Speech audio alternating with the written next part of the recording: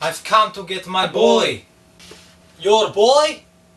I recruited him. I trained him. I commanded him in Vietnam for 3 years. I'd say that makes him mine. I wonder why the Pentagon would send a full-blooded colonel down here to handle this.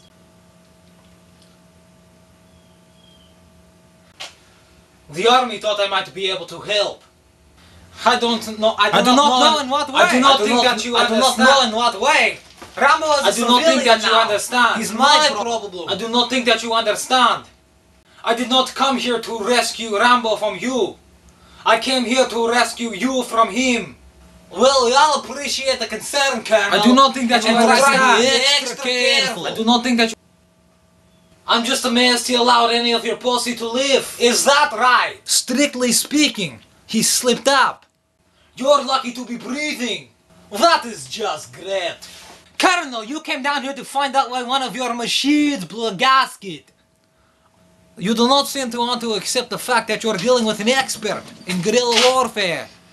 A man who's the best, with guns, with knives, with his bare hands.